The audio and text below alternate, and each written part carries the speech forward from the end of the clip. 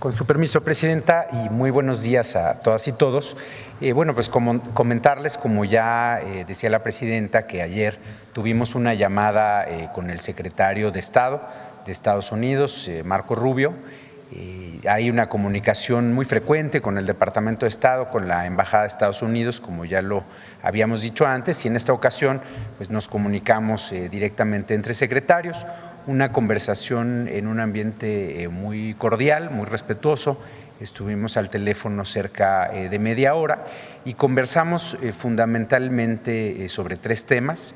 En primer lugar, sobre la cooperación que tenemos en materia de seguridad, sobre seguir adelante, naturalmente sobre los principios de los que ya hemos hablado muchas veces, bajo el programa de cooperación en materia de seguridad fronteriza y aplicación de la ley, que justamente con el secretario de Estado se dio a conocer aquí en la Ciudad de México. De hecho, esta semana tendremos aquí en la Ciudad de México una reunión de un grupo bilateral de trabajo para seguir adelante con esta perspectiva.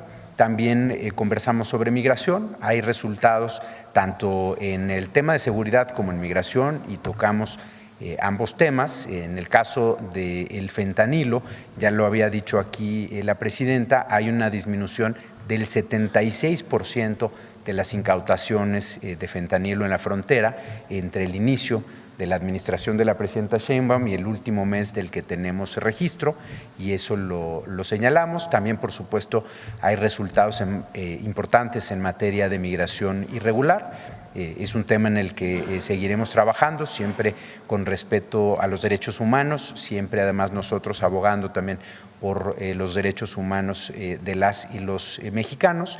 Y finalmente también conversamos sobre la revisión del tratado, sobre los temas comerciales.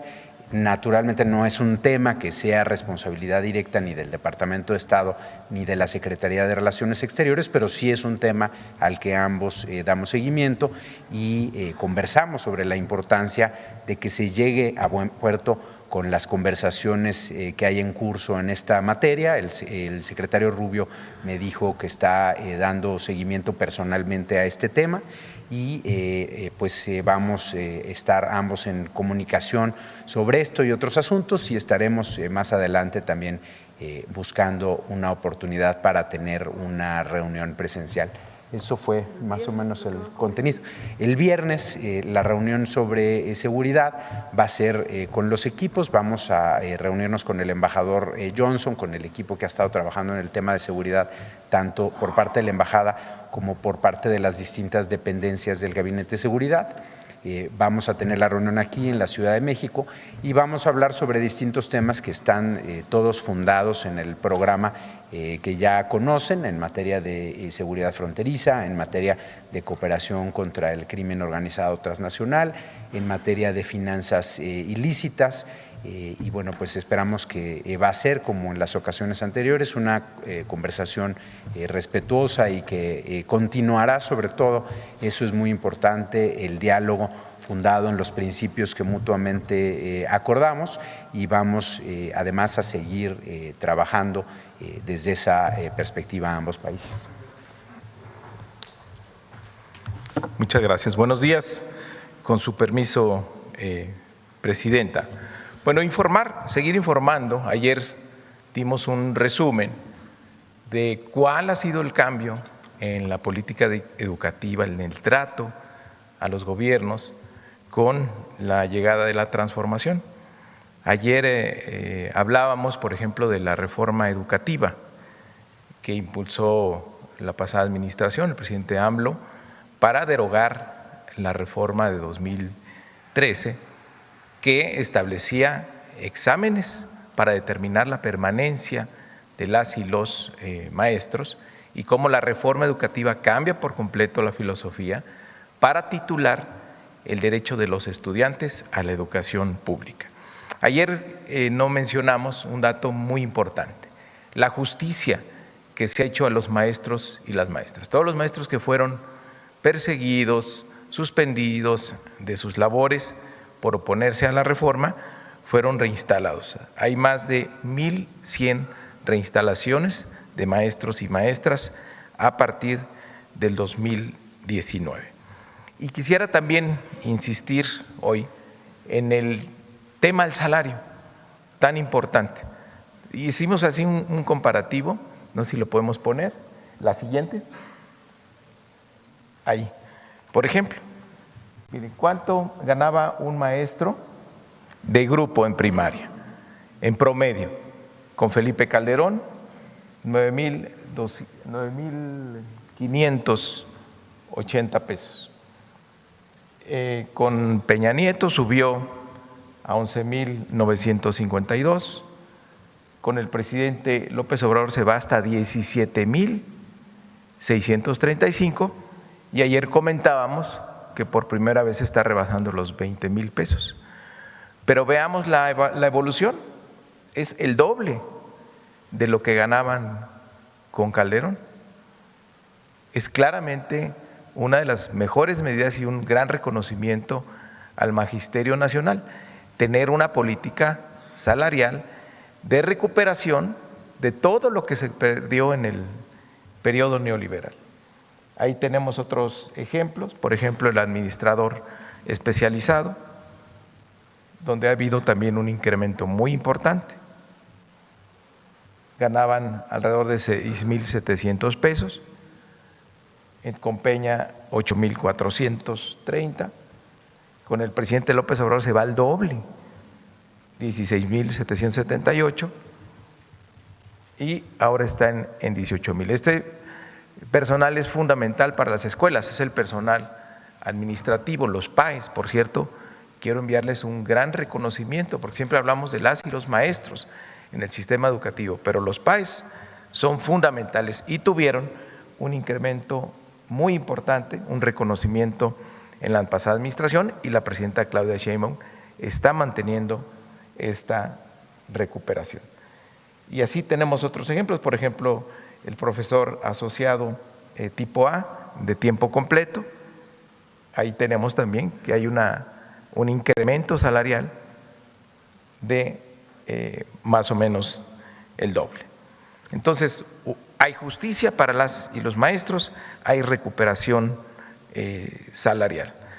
Ahora, queremos mostrar cuáles escuelas están actualmente en paro y en qué estados en el país. Principalmente son de Chiapas, Guerrero, Michoacán, Oaxaca y Zacatecas. Tenemos por ahí un cuadrito, a ver si lo alcanzan a ver. Miren, en Chiapas tenemos 2,450 escuelas en paro, que son el 13% del total de escuelas en Chiapas. En Guerrero tenemos 1,559, y que es el 14,7%. En el caso de Michoacán son 684 escuelas, alrededor del 8%, 6% de las escuelas en Michoacán.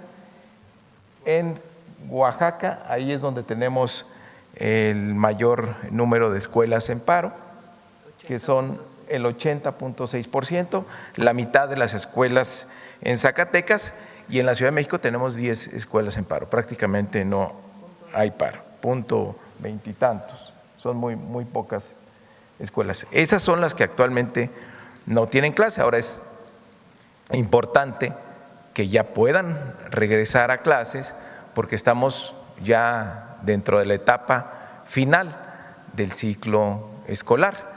Y curiosamente algunos de estos maestros, la coordinadora en estos estados, en algunos de ellos, cuando se hizo la propuesta, no sé si se acuerdan del cambiar el calendario escolar, pues ellos decían no estamos de acuerdo en que se vayan a adelantar las vacaciones, queremos que haya clases, pero pues ahora están en paro. Es importante ya regresar para de manera ordenada cerrar el ciclo escolar.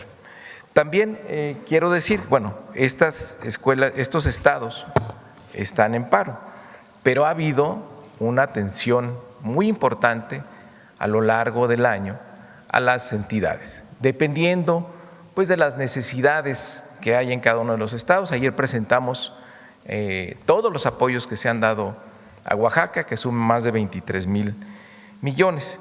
Pero, por ejemplo, el rezago educativo en Zacatecas, tenemos acuerdos con ellos para apoyar, por ejemplo, procesos de titulación de maestros, una recuperación o un bono especial para maestros de educación física, para acompañantes musicales, para docentes de artes en Zacatecas, para médicos escolares, también un bono para los jubilados y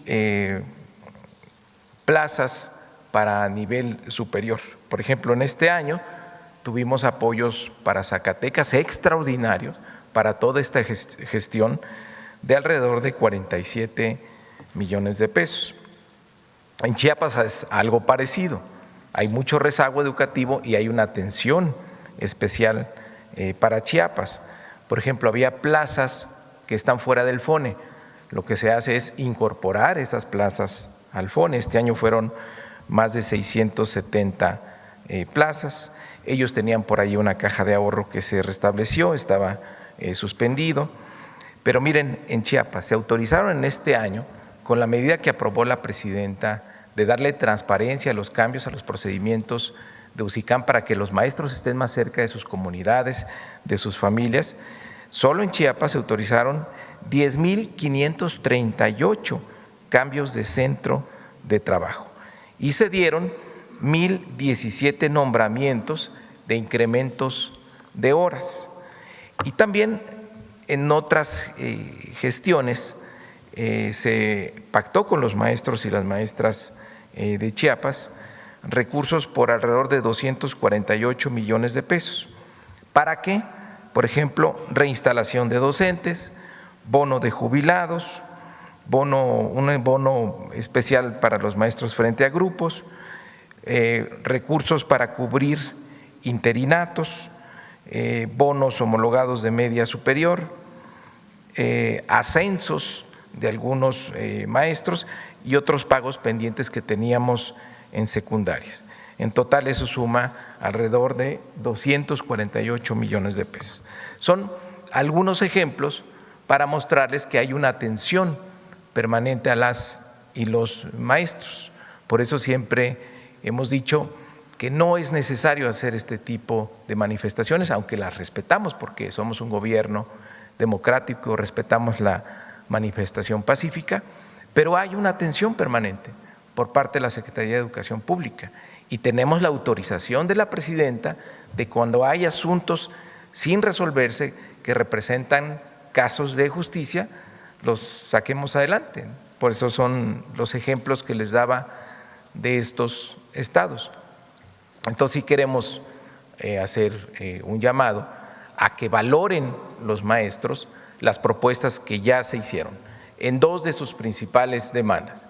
En el caso de UCICAM se ha propuesto ya una ruta para que construyamos juntos una iniciativa que lleve a una reforma que desaparezca la UCICAM y establezca una nueva relación entre el Estado y el magisterio, donde se garanticen los derechos laborales, donde haya transparencia, donde nos blindemos de no caer en las prácticas que había en los gobiernos neoliberales de nepotismo, de favoritismo o de corrupción con venta de plazas.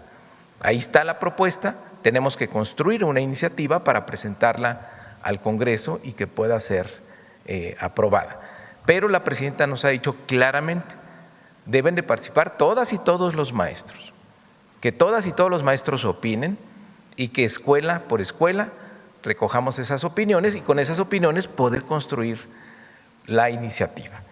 Y en el otro tema, en el caso de la reforma a la ley del ISSSTE del 2007, hemos dicho muchas veces que no coincidimos con esa ley, incluso la presidenta en aquellos tiempos también participó en estos movimientos para presentar amparos, para evitar que se aprobara esa ley.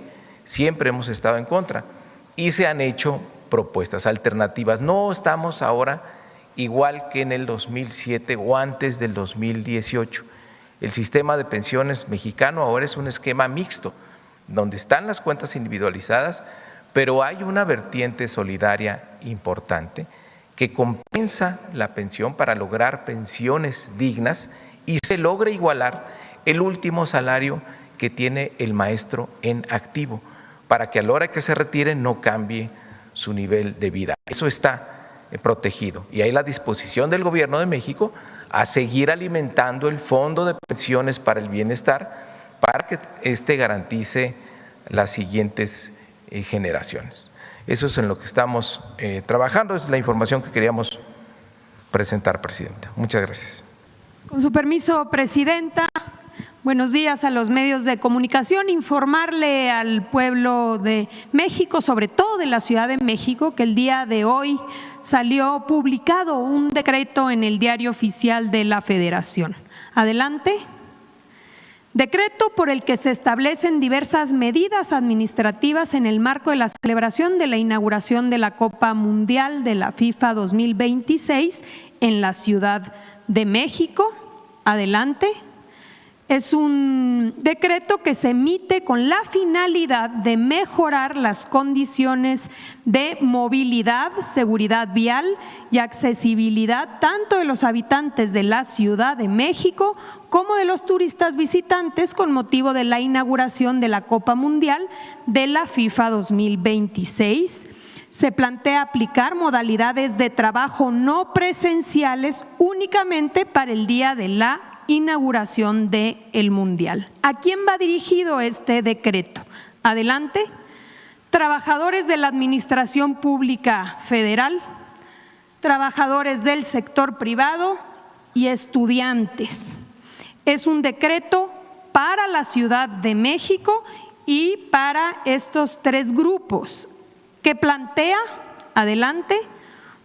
Para los trabajadores de la Administración Pública Federal, las dependencias deberán privilegiar el uso de tecnologías de la información y comunicación que garanticen el adecuado desempeño de las funciones sustantivas y administrativas. Trabajo a distancia, teletrabajo, obviamente todas las actividades esenciales seguirán en marcha, pero todo lo que es trabajo de oficinas del sector público, hacerlo a distancia.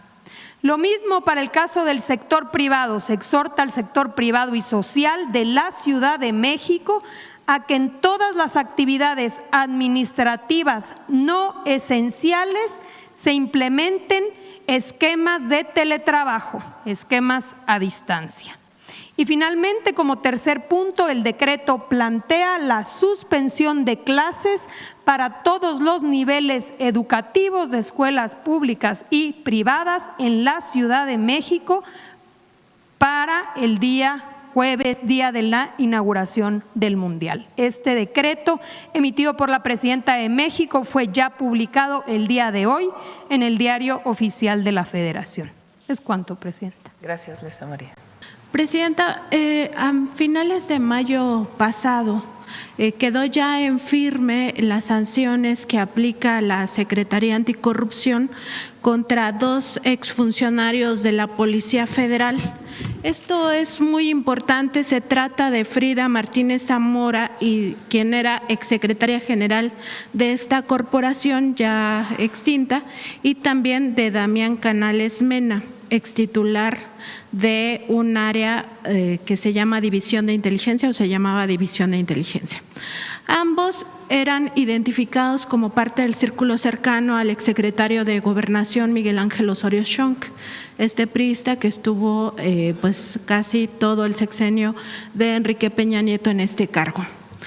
Ambos son o fueron acusados en su momento, y es lo que queda ya en firme, de un presunto desvío de $65 millones relacionado con una adquisición de una tecnología, de un malware espía para hacer espionaje desde esta Policía Federal. Ahora que los políticos del PRIAN pues han tomado este disfraz, esta nueva bandera de estar en una pues cruzada, supuesta cruzada contra el crimen organizado, pues vale la pena para el pueblo de México recordar quiénes son y qué hicieron en sus gobiernos, porque al final ellos parecían una mafia enquistada en la administración pública. No solo es el caso de estos dos exfuncionarios de la Policía Federal, sino también la propia trayectoria de Miguel Ángel Osorio Chong al frente de la Secretaría de Gobernación o del propio Enrique Peña Nieto, y así podemos ir a lo largo de la historia, recordar rápidamente que en el caso del narcotráfico, pues en el periodo del PRI en el gobierno, pues el cártel de Guadalajara traía la plana mayor, charolas de la Dirección Federal de Seguridad como si fueran agentes de esa corporación, y en el caso del PAN en el gobierno, pues el claro ejemplo es Genaro García Luna, que supuestamente estaba al frente de la guerra contra el narcotráfico y al final estaba asociado con el cártel de Sinaloa. Preguntarle su opinión sobre este caso de que ya quedan asentadas estas sanciones y también de esta hipocresía de los políticos del PRIAN. Hay este caso que también se presenta denuncia penal, no solamente administrativa, y hay muchos otros que hace poco mencioné, vinculados con el caso García Luna, que la Fiscalía General de la República ya hizo detenciones. ¿De qué se trataba? García Luna no solamente en el periodo que fue secretario de Seguridad, con lo que ya conocemos de resultados de ese periodo, que fue más violencia, más homicidios, más dolor para el pueblo de México. Y al mismo tiempo ya conocemos que en realidad más que una guerra contra el narco, pues decidieron asociarse a un cártel. Es de todos conocido y hay suficientes pruebas para confirmar esto.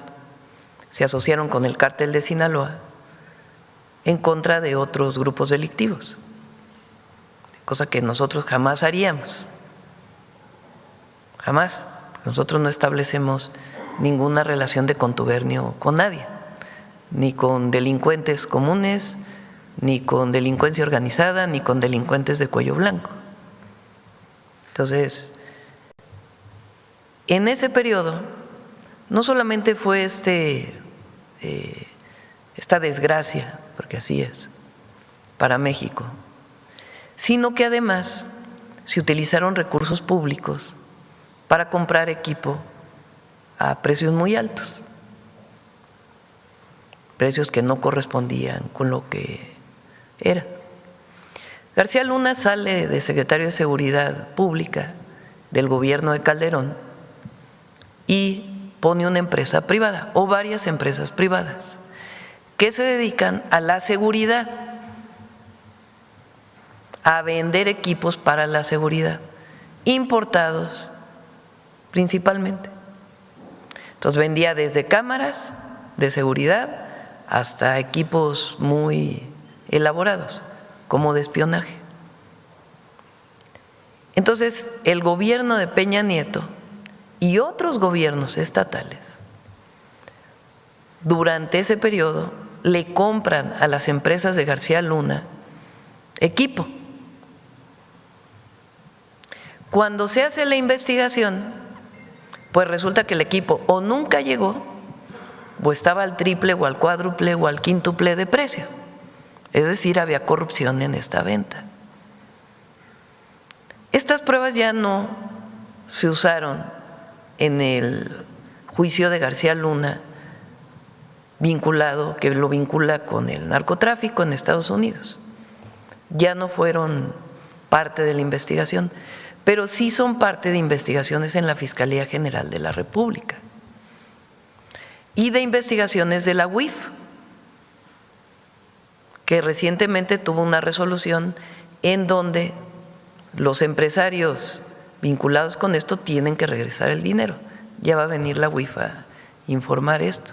Y se están localizando propiedades de estos empresarios para que con ello se pague al gobierno de México. Pero lo importante que se sepa es que García Luna no termina su contubernio con el poder y los grupos delictivos en 2012, continúa hasta el 2018. Incluso en algunos casos de contratos que siguieron un poquito después, sin que lo conocieran las dependencias, y en el momento que supieron, se denunció adecuadamente ante la Fiscalía General de la República o ante la Auditoría Superior de la Federación o lo que era antes la Secretaría, ¿cómo se llamaba antes? La de Raquel, Función Pública. Entonces, la resolución que saca la Secretaría de Anticorrupción y Buen Gobierno tiene que ver con eso, con la demostración de que en efecto, durante el periodo de Peña Nieto se compraron equipos a las empresas de García Luna a precios muy altos y otras investigaciones relacionadas con esto. Y tienes razón, ahora hay un esquema de propaganda, porque es propaganda, de que el gobierno de López Obrador fue corrupto o que nuestro gobierno incurre en casos de corrupción. Cuando se encuentra alguna situación de corrupción, primero se busca frenar previamente, como fue el caso de la compra de medicamentos el año pasado, que nos dimos cuenta, o Raquel Buenrostro se dio cuenta, que algunas personas estaban queriendo comprar medicamentos a otros precios o a empresas que no podían suministrar esos medicamentos, y se paró esa compra. Entonces se despidió a los funcionarios públicos. Es decir, no llegó a concluirse ese episodio de corrupción, porque se detectó previamente, de manera preventiva se tomaron medidas. Y hay otros casos en donde se encuentra que hay problemas y de inmediato actúa la Secretaría o se presenta ante la Fiscalía General de la República. Entonces sí, en efecto, hay mucha desfachatez, por decirlo menos,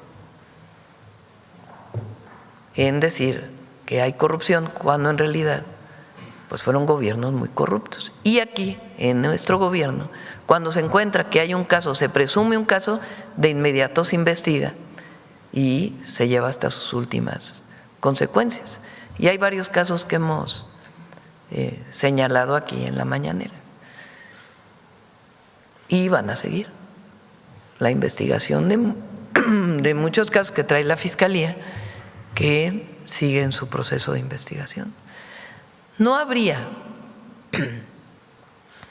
los recursos que tiene el Gobierno de México para los programas de bienestar, la inversión pública y la operación del gobierno si hubiera la corrupción del pasado.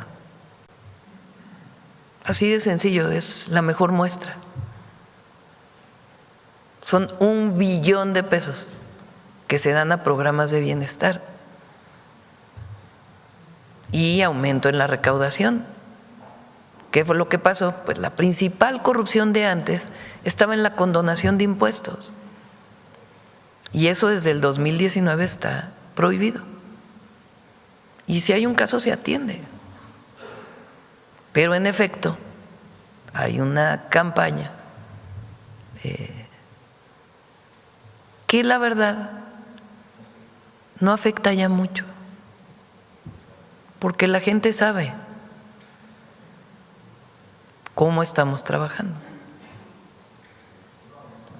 Y que en el caso de García Luna también recordar que estos aparatos de espionaje pues estuvieron presentes tanto en el gobierno de Vicente Fox cuando estaba al frente de la AFI y después cuando estuvo al frente de la Secretaría de Seguridad Pública con Felipe Calderón, y que este caso de la Unidad de Inteligencia Financiera lo que documenta es que son más de 700 millones de dólares implicados en estos fraudes que relacionan a la familia Weinberg y que ahora va a tener que, de acuerdo con esta resolución de la Corte de Miami, va a tener que devolver a México más de 500 millones de dólares, que también es una cifra muy importante. Presidenta, también en otro caso de este combate a la corrupción del pasado, hay un tema que se dejó crecer, no solamente es el crimen organizado en su modalidad de narcotráfico, sino en otras modalidades. En los sexenios del PRIAN creció el tema del huachicol por dos vías. Una de ellas es que pinchan los ductos y sacan el combustible. Cuando llegó el presidente López Obrador se demostró que había incluso redes de ductos paralelas en petróleos mexicanos, que por eso dejaban que algunos criminales pues pincharan los ductos o hicieran esta ordeña de los ductos. Y por otra parte el tema del huachicol fiscal, que se empezó a atender también desde el sexenio pasado, y con usted pues ya se profundiza este combate al huachicol fiscal. Preguntarle sobre los avances en ese sentido. Nosotros tenemos documentado un caso que revela las complejidades de este delito y que involucra a Miguel Alemán Magnani, pues empresario prófugo de la justicia que se encuentra actualmente en Francia, refugiado para que no enfrente la justicia en México, y que además de su adeudo de 3,000 millones de pesos al SAT, pues tiene un tema relacionado con una empresa que se llama Impulsora de Productos Sustentables, IPS, que de acuerdo con investigaciones de la Unidad de Inteligencia Financiera y también del propio SAT, estaría implicada en huachicol fiscal y en lavado de dinero para el cártel Jalisco Nueva Generación. Preguntarle cómo va ese tema, sobre todo por estas complejidades que tocan a empresas factureras y a empresas relacionadas con esta mecánica de introducir combustibles sin avisar de qué se trata para no pagar los impuestos requeridos. Vamos a pedirle a la Fiscalía, nosotros tenemos pendiente una presentación aquí de cómo atendemos el contrabando de combustible, que ha disminuido muchísimo. Y la mejor muestra es que se han incrementado las ventas de Pemex de manera muy importante. Al incrementarse las ventas de Pemex, pues lo que se demuestra es que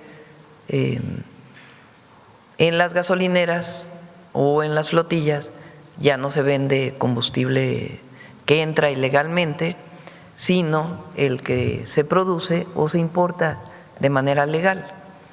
Entonces, ya está el análisis, no ha habido oportunidad de presentarlo, pero lo vamos a presentar aquí. Y sí, también muy importante, pues lo que hizo el presidente López Obrador en 2019, cuando toma la decisión de cerrar los ductos, incluso hay desabasto en muchos lugares, y se compran las pipas para que se trasladen pipas el combustible, para evitar que siga habiendo robo en ductos. Y ahí donde llega a haber un caso que hay robo en ductos, de inmediato se atiende por un sistema nuevo que tiene también Petróleos Mexicanos. Entonces ha disminuido mucho el contrabando de combustible. Y la Fiscalía tiene mucha investigación en puerta, o sea, que está desarrollando. Ha habido muchísimas detenciones. Recientemente las últimas detenciones fueron de empresarios que se dedicaban justamente al contrabando de combustibles. Y tiene todavía una investigación muy grande relacionada con esto.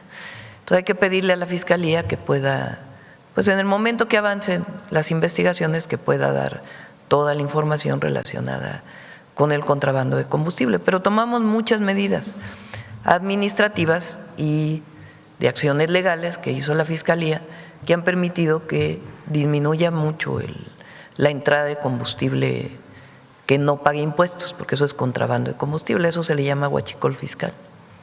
Y que también estaban involucrados políticos priistas. Empresarios y otras personas que no puedo decir yo, porque le corresponde a la Fiscalía, pero sí hay vínculos con supuestos empresarios, digamos.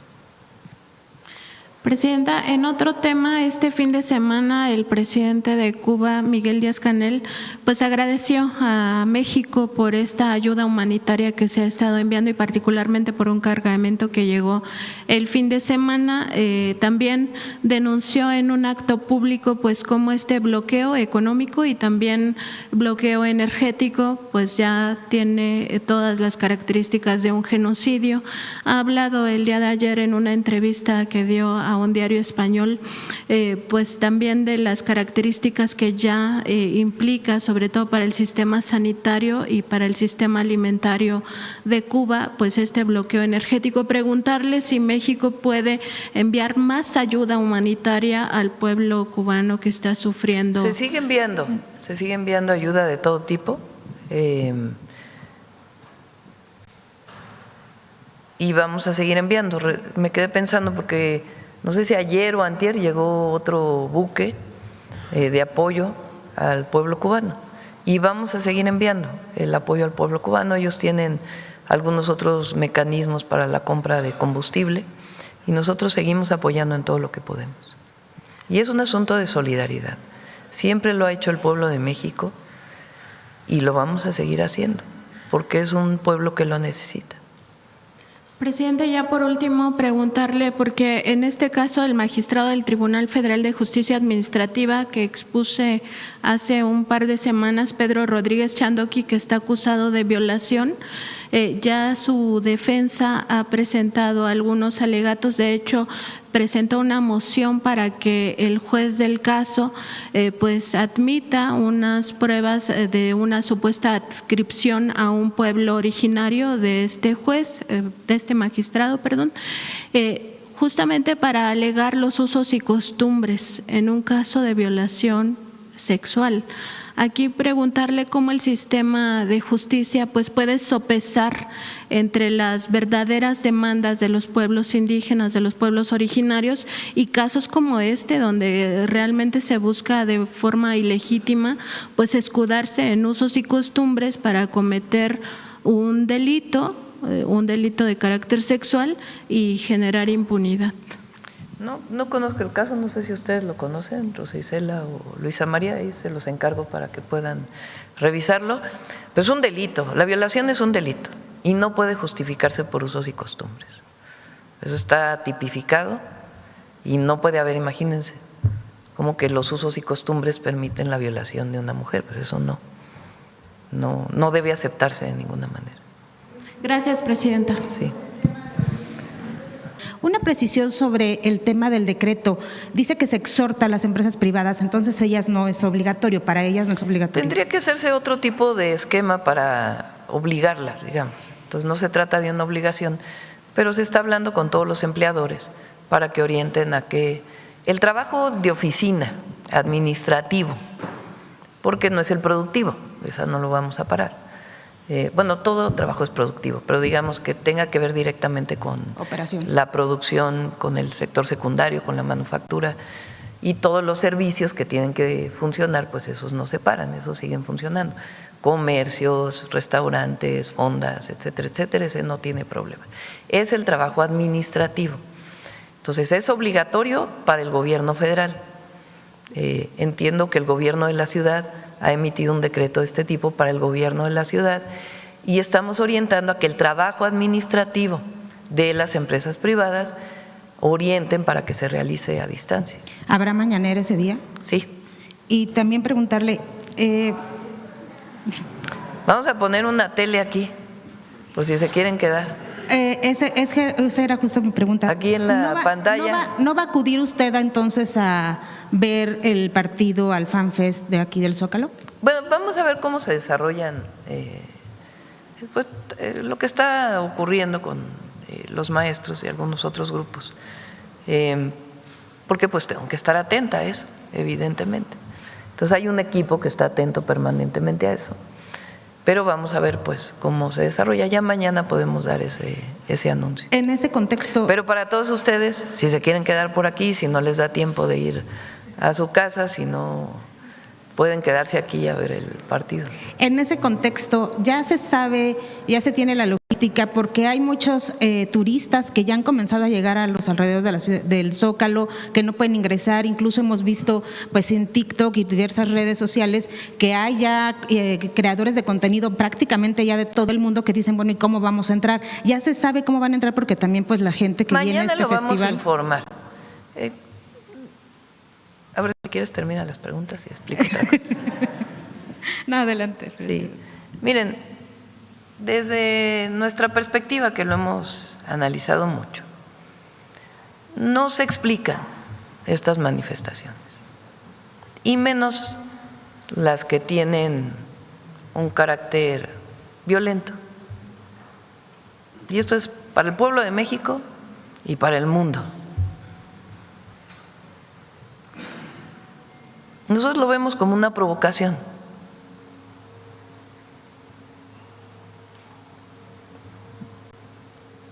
Como para decir, miren qué mal está la situación en México. Ya explicó Mario que máximo es el 8% de las escuelas de todo el país que no tienen clases. Y son alrededor de 1,000, ¿no? 1,000 y pico de maestros aquí, ¿no? Aquí, en el centro. Como 3,000 que están aquí en el centro. Han tenido todo el diálogo, todo. Esfuerzos adicionales que hemos hecho para los maestros de Oaxaca, para las niñas y los niños de Oaxaca, para Chiapas. Personalmente recibí a la dirección de Chiapas con el gobernador y firmamos un acuerdo. Mario ha estado en reuniones tripartitas en todos los estados desde hace un año. Hemos explicado que la derogación de la ley del 2007 representa el 20% del PIB mexicano y que además ya está en cuentas individualizadas, que es muy complejo derogar esa ley. Sin embargo, no es que no se haya hecho nada. Desde el presidente López Obrador se creó el Fondo de Pensiones para el Bienestar, que se está fortaleciendo, que garantiza que los maestros, hasta el salario medio de 2024 más inflación, puedan retirarse con ese salario completo. Y a los que ganen más, pues tienen sus características. Pero si ganabas 17,000 pesos y antes te retirabas con 4,000, ahora te vas a retirar con 17,000. Eso hace que no todo quede en cuentas individualizadas, sino que hay un fondo de pensiones para el bienestar que ya es solidario, que estamos fortaleciendo. Además, ayer lo dijo Martí, se propone fortalecer el pensioniste. Una persona que se retira, una persona tiene sus cuentas, de acuerdo con las leyes que se aprobaron en el neoliberalismo. El retiro está en una Afore, en una cuenta de una Afore. Pero cuando te retiras, ¿quién te paga tu retiro mensual, tu pensión mensual? Una aseguradora privada que se queda con parte de lo que te paga, porque si no, no tendría cómo cobrar. Bueno, nosotros estamos proponiendo la creación de una aseguradora pública, de tal manera que vas a recibir más, porque no va a haber las comisiones, o va a haber una comisión mínima relacionada con un área administrativa pequeña. Entonces es un adicional que estamos proponiendo. Sobre las demandas de salario, bueno, ya explicó Mario, porque este es el salario base. Los maestros además ganan más por estímulos adicionales que tienen de acuerdo a su trabajo y su evaluación, pero su salario base ha aumentado de manera muy significativa y va a seguir aumentando por encima de la inflación. Y además, pues se han atendido las demandas concretas de cada estado. Oye, que los maestros de educación física tienen un salario menor, bueno, vamos a ver de qué manera se les puede mejorar. Que hacen falta plazas porque no hay maestros suficientes en estos espacios, bueno, pues vamos a generar las condiciones para que siga habiendo plazas. Vamos a basificar a los profesores para que no tengan la duda de que algún día no van a tener certeza de su trabajo. 1,200,000 basificaciones. En fin, y una atención permanente. Un problema que se quejaban mucho, que me lo dijeron en campaña, es de que trabajaban, por ejemplo, en un lugar alejado de donde ellos eran, y era muy difícil regresar con su familia. Entonces, se simplificaron todos los mecanismos para que puedan tener esta movilidad que antes no tenían. Y se sigue trabajando y se dice las mesas de diálogo están abiertas. Entonces, ¿cuál es la razón? Y por eso decimos que no tiene que ver, pues, ya con las demandas legítimas, sino con una orientación. Ahora, de decir no hay, la presidenta de México y el gobierno de México, pues tienen un problema en México. En México no hay problema. Bueno, sí hay muchos problemas, pero los atendemos. Pero no hay un asunto que tenga que ver con un descontento social. No existe eso. Hay ciertos grupos que no están de acuerdo con medidas y se les atiende como en cualquier país del mundo. Y la Secretaría de Gobernación trabaja permanentemente. El tema de los desaparecidos, la secretaria está permanentemente y se sigue en el trabajo de búsqueda de una manera como nunca antes se había hecho. Y además con la prevención en el momento que hay una persona en esta circunstancia. Y ha disminuido. Entonces, digamos, están atendiendo los temas. ¿Se quiere manifestarse? Pues que se manifiesten de manera pacífica. ¿Qué sentido tiene manifestarse de manera violenta? Eso es lo que en el pueblo de México y en el exterior es quién quiere generar violencia. Y de manera muy responsable les voy a pasar un video. Porque yo he dicho que los extremos se juntan.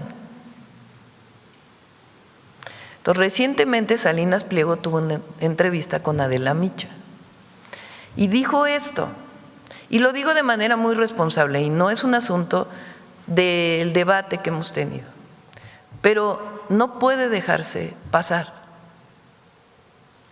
Miren. Pero va a tener que ser otra cosa más ruda. Por ejemplo,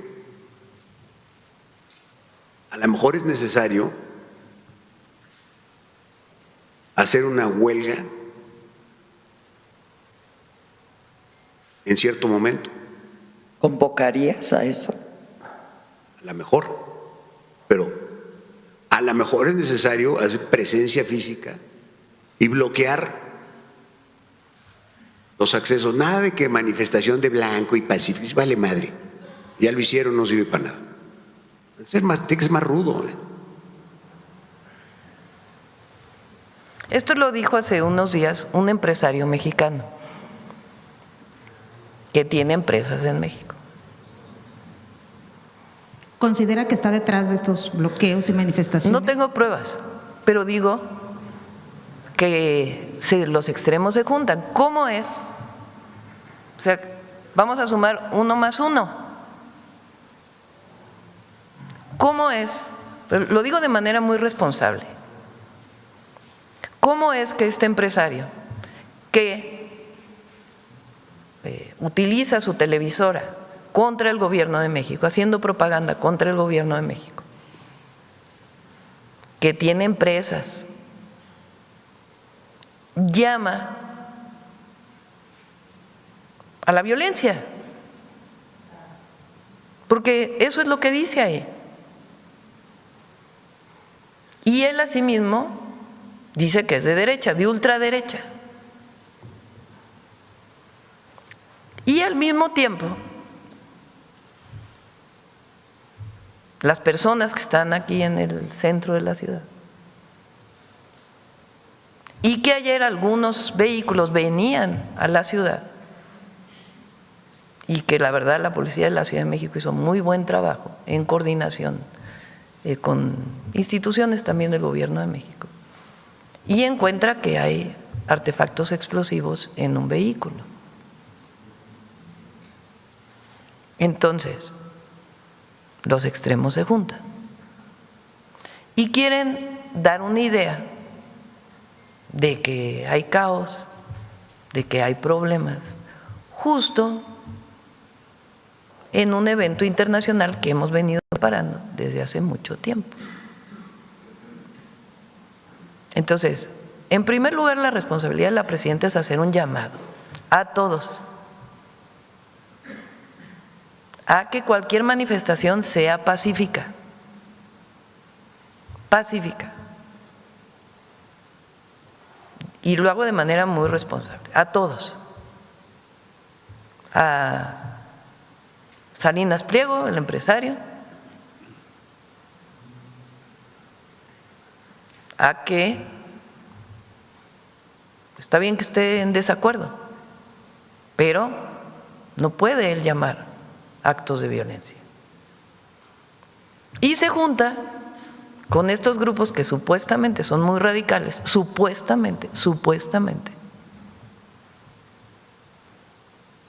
que hacen actividades violentas. Entonces, esto es muy importante para el pueblo de México y para los que nos visitan.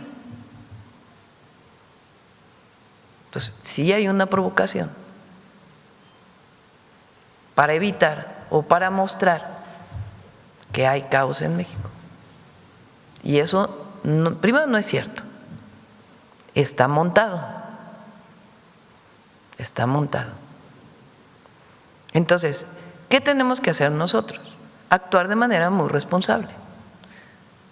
También para el pueblo de México y para los visitantes internacionales. Mañana se celebra el 10 de junio, el aniversario de un acto represivo del Estado en 1971, cuando era presidente Echeverría, que contrató paramilitares, los llamados halcones, para golpear estudiantes, asesinarlos, porque hubo personas fallecidas en ese evento. ¿Y no les parece extraño que lo que están llamando casi ellos es reprímanos? Para mostrar supuestamente que nuestro gobierno es igual al del 1971. Pues no.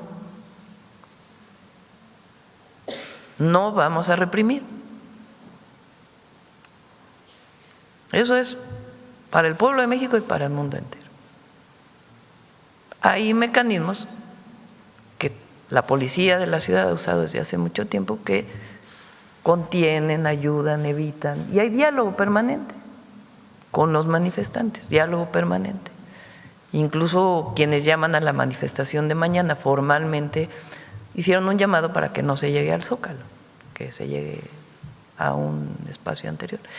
Entonces, a los turistas que quieren entrar al Zócalo y que tienen problemas, pues estamos viviendo esta situación. Y no tiene por qué esconderse, sino al revés, abrirla y explicar que las vallas que están puestas en distintos lugares, pues es para evitar y para mantener la seguridad del lugar y para evitar pues que sea directamente con policías que haya un enfrentamiento. Entonces, pues lamentamos que esta situación esté ocurriendo, pero es una situación en donde se quiere hacerse parecer que en México tenemos una ebullición social muy grande. Y eso no es verdad, no es así, porque yo camino por todo el país sin problema y la gente apoya al gobierno. Entonces es muy importante que esto se sepa. Ahora, vamos a actuar de manera muy responsable y se garantiza la inauguración. Está garantizada, no hay problema. Se va a desarrollar la inauguración y no vamos a caer en ninguna provocación. En ninguna provocación. Pero es importante que la gente sepa que nos quieren colocar en esta circunstancia. ¿Quiénes? Pues desde la ultraderecha, porque así se llaman a sí mismos, que de manera muy irresponsable están llamando a la violencia, la verdad. Y también otros grupos supuestamente muy radicalizados, que también caen en estos actos. Afortunadamente tenemos un extraordinario equipo de gobernación, en educación y de diálogo permanente, porque siempre hay que dejar una puerta abierta al diálogo, porque no se puede cerrar las puertas. Pero no vamos a caer en la provocación, no vamos a caer en la provocación. Y vamos a estar de manera muy responsable informando, avisando y que la gente sepa esta situación. Y el Mundial se va a disfrutar igual. Con su permiso, Presidenta. Mira, es un tema que se sigue atendiendo. Como sabes, formalmente presentamos varios escritos ante el Departamento de Estado. No nos han informado del estatus de las investigaciones, pero naturalmente es algo en lo que hemos seguido insistiendo. Y además hay varios juicios al interior de Estados Unidos que se están resolviendo sobre este mismo punto. Están en distintas etapas procesales. Hay uno en específico que tiene que ver con el Centro de Adelanto en California, que es donde más personas lamentablemente perdieron la vida y naturalmente que sus familias están exigiendo que haya justicia y estamos también esperando que los jueces emitan una resolución. En cuanto al número de detenidos, se mantiene estable de lo que hemos mencionado previamente. Hay aproximadamente 14,000 detenidos en centros de ICE y de CBP que están en espera de ser repatriados o bien tienen algún recurso en contra de esa repatriación que están esperando sea resuelto. Gracias. Y con la llamada que tuvieron con Marco Rubio, ¿entonces ya se descarta una llamada entre usted y el presidente Donald Trump pronto? Pues siempre está abierta esa posibilidad. Lo que es importante es que nosotros dejamos muy en claro nuestra posición respecto a las solicitudes de detención urgente con carácter de extradición. Dejamos claro que no queremos injerencia. Tuvimos la movilización del domingo anterior y hasta ahora, que yo siempre dije que son grupos también de ultraderecha de allá, que quieren romper la relación entre México y Estados Unidos. O sea, que buscan que no haya una relación ni comercial, ni en temas de seguridad, ni en otros temas. Y la llamada del secretario Rubio ayer, las últimas declaraciones del embajador, la declaración del secretario de Seguridad Nacional de los Estados Unidos, la visita del secretario de Marina a Estados Unidos, pues muestran que la relación continúa. Y que en efecto, pues hay ciertos sectores que quieren que se rompa esa relación y que nosotros estamos buscando que con nuestros principios muy claros esa relación no continúe por el bien del pueblo de México y del pueblo de Estados Unidos. Es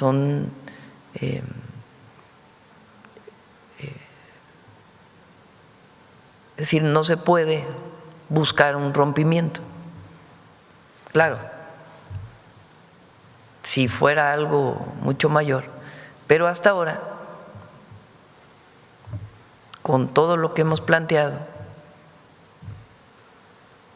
hay relación y avanza en muchos temas. El viernes hay reunión de tema de seguridad. Entonces, no podemos permitir la injerencia. No podemos permitir la violación a nuestra soberanía. Tenemos que garantizar el respeto mutuo, pero también la relación en los distintos temas que tienen que ver con el gobierno de Estados Unidos y el gobierno de México. Gracias, buenos días. Buenos días. Ya merito, ya acabamos. A ver, el compañero de aquí atrás. Yo creo que el próximo martes Sí. Gracias, presidenta. Qué gusto saludarla. Y Ramón Ramírez Gutiérrez, de Noticieros El Reloj. Presidenta, en este tema del magisterio, preguntarle 3 situaciones. Una, si tiene usted un mensaje particular para padres de familia, principalmente para Oaxaca, ya dijeron los otros estados. Segundo, nos ha usted explicado, y lo han explicado, la injusta reforma del 2007 de Felipe Calderón. ¿Usted considera que pudiese abrogarse esta reforma al concluir su mandato como presidenta de la República? Y la tercera, que creo que es importante, ¿considera usted en algún momento reunirse con los verdaderos maestros, no con los agitadores, no con los provocadores, no con los que están incentivando esta situación que nos pone mal a México y a todos ante el mundo? ¿Usted considera reunirse en algún momento con verdaderos maestros? Gracias, presidente. A ver, primero no me gusta decir los verdaderos y los falsos maestros, ¿no? Hay maestros con distintas posiciones y hay maestros que pues con los que no estamos de acuerdo. Y el llamado que se hace siempre es a la movilización pacífica. La representación de los profesores, de los maestros de educación básica y una parte de la educación media superior y superior la tiene el Sindicato Nacional de Trabajadores de la Educación. A ver, esto es interesante. Sindicato Nacional de Trabajadores de la Educación. Las movilizaciones que se dieron en los 80s, en los 90s, era porque al secretario general de ese sindicato se ponía de dedazo por el presidente de la República, porque así era en la época del PRI. El presidente ponía todo, hasta los dirigentes sindicales. Ahora estuvo muy curioso porque en la elección lo voy a decir, de la CTM, hubo trabajadores que me llegaban a preguntar, bueno, ¿y qué orientación va a dar? Pues ninguna. Ya además cambió la ley. Elijan ustedes. Hay quien me decía incluso, es muy importante que quede fulano, que quede mengano, porque son más cercanos, porque no, el que elijan los trabajadores. Hay que respetar la decisión de los trabajadores. Bueno, tanto para los trabajadores. ¿Por qué no explicas eso, Luisa? Tú te lo sabes muy bien. ¿Cómo es que cambió la ley para la elección de las dirigencias sindicales? Claro que sí, presidenta. Bueno, como algunos de ustedes conocen, al inicio del mandato del presidente Andrés Manuel López Obrador se realizó una reforma importantísima en materia laboral que tenía que ver con la libertad y la democracia sindical. Vivíamos en un contexto donde no solamente los sindicatos del sector público, obviamente los maestros, el sector petrolero, en fin, tenemos muchos casos de cómo era un sindicalismo corporativo, de dedazo por parte de los propios gobernantes. Lo mismo sucedía también en el sector privado, lo que hemos llamado el sindicalismo blanco, donde eran los empresarios los que elegían al líder de su preferencia, con quien se llevaran bien, que no hubiera ningún conflicto. Entonces, este modelo laboral nos llevó pues a un estancamiento.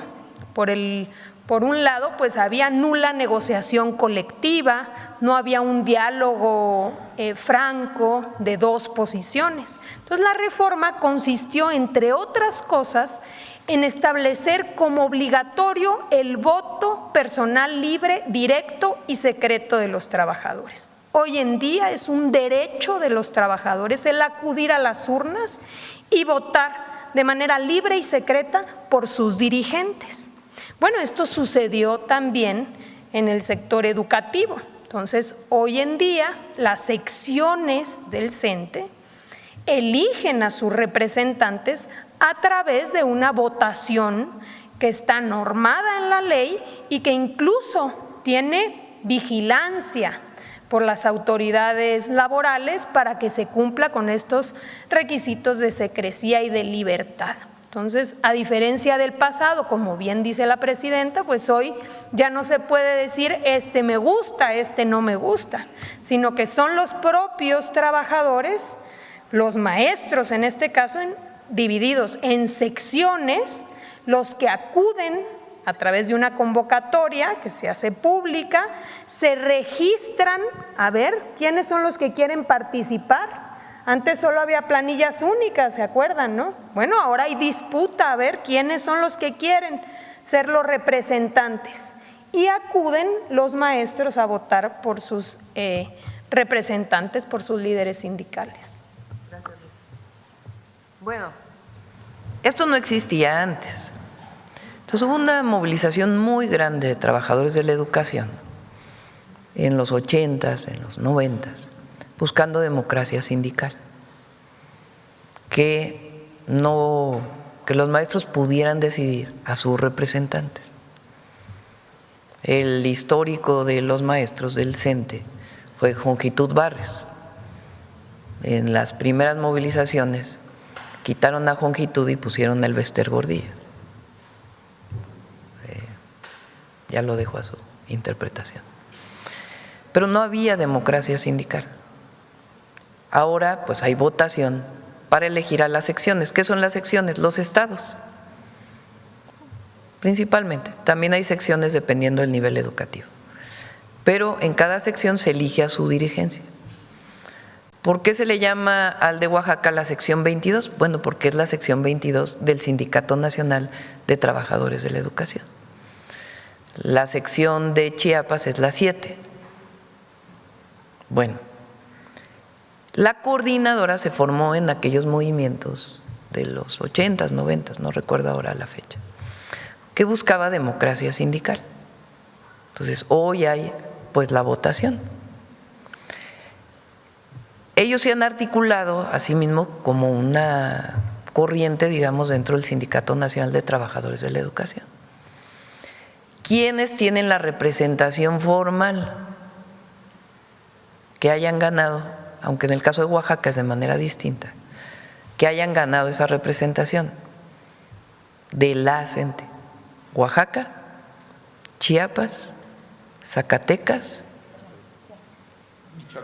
Michoacán, no, Zacatecas, 3, que tienen la representación votada por sus compañeros. En los otros sitios se agrupan con el Sindicato Nacional de Trabajadores de la Educación o con algún otro grupo que ellos mismos hayan definido en su estado. Entonces, en Guerrero, por ejemplo, no tienen la representación. No la tienen. Los maestros no votaron por ellos para su representación. Y están aquí un grupo de ellos que incluso se les ha recibido, aunque no tengan la representación. Entonces, nosotros siempre vamos a hablar, el secretario de Educación, la secretaria de Gobernación, siempre van a tener la puerta abierta para dialogar, porque esa no debe cerrarse. Por eso son en realidad el 8% de los maestros que están, o las escuelas que están en paro. O sea, porque los demás pues siguen sus actividades normales. Entonces, yo me reuní con Chiapas. ¿Por qué? Porque ya se había llegado a un acuerdo. Ya se había llegado a un acuerdo con el secretario de Educación Pública, con el gobernador, ya habían avanzado, ya estaban de acuerdo. Y yo llegué prácticamente a decir, bueno, ya llegaron a un acuerdo, está bien, vamos a firmar el acuerdo. A eso llegué. Pero pues el proceso, ¿cómo voy a decidir como presidenta que si faltan 5 plazas en Tlaxiaco? Pues no, quien tiene esa información pues es el secretario de Educación Pública y el Instituto de Educación del Estado de Oaxaca. Son los que tienen esa información y los que tienen que estar en la mesa. Si llegan a un acuerdo, ya está todo, ya nada más llego yo a validar el acuerdo, pues es distinto. Pero la negociación, yo estuve pues en pláticas, pero lo que no se puede pues es que la presidenta esté viendo pues los temas tripartitas. Y además yo también puse una fecha, a ver, lo recibo en tal fecha, y ellos decidieron no llegar el año pasado. Entonces, la Secretaría de Gobernación tiene toda mi representatividad, toda. No necesitan reunirse con la presidenta, ella tiene, pues es la Secretaria de Gobernación. El secretario de Educación tiene mi representatividad, pues es el secretario de Educación Pública. Martí es el director del ISSSTE. Entonces, la reforma del 2007, por cómo avanzó, por cómo se desarrolló, por las cuentas individualizadas, no es que se haya echado, no es que se haya derogado como tal, pero sí cambió radicalmente.